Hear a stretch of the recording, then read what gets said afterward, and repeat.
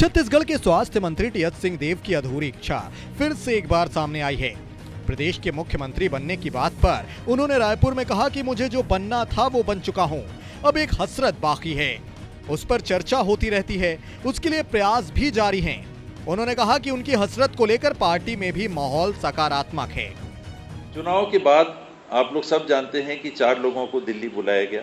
मुख्यमंत्री की जब बात हो रही थी, चरणदास महंत जी को, ताम्रध्वज साहू जी को, भूपेश भाई को, मेरे को। ये 4 में स्वाभाविक है कि उस समय तक तो दिमाग में बात नहीं थी, केवल ये था कि पता नहीं क्या होगा।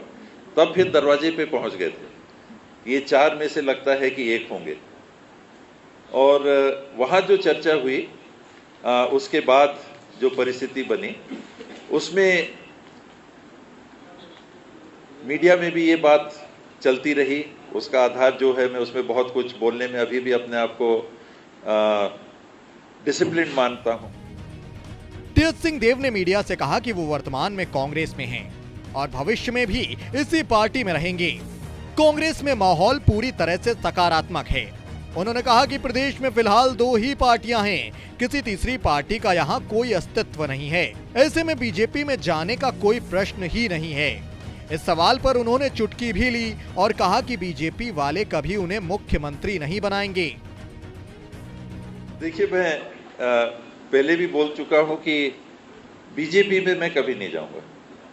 एक विकल्प की अगर आपने इशारा ही नहीं किया, आपने सीधे कहा कि आप कांग्रेस में आप नहीं रहोगे तो फिर क्या करोगे, तो मैं बीजेपी में तो नहीं जाऊंगा। मेरी परिवार की 5 पीढ़ियां कांग्रेस के साथ आज़ादी के पहले से जुड़ी रही और मेरे लिए कांग्रेस के बाहर सोचना अत्यधिक कठिन है। बीजेपी तो नेवर, इम्पॉसिबल, वो कभी नहीं होगा।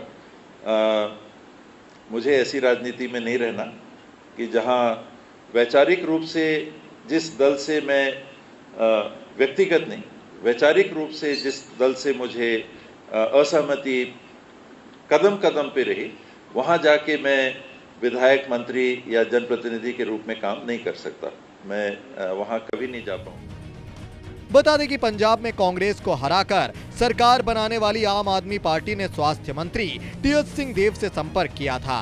इस सवाल पर स्वास्थ्य मंत्री सिंहदेव ने कहा कि प्रदेश में आम आदमी पार्टी का कोई अस्तित्व नहीं है।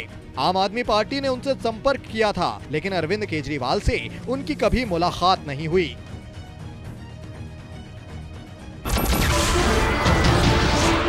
नमस्कार, मैं हूं मानक गुप्ता। अगर आपको हमारा ये वीडियो पसंद आया हो तो इसे लाइक और शेयर जरूर करें और हाँ, हमें सब्सक्राइब और फॉलो करना ना भूलें ताकि आप देश और दुनिया की कोई खबर मिस ना करें। तो जुड़े रहिए हमारे साथ और देखते रहिए न्यूज़ 24।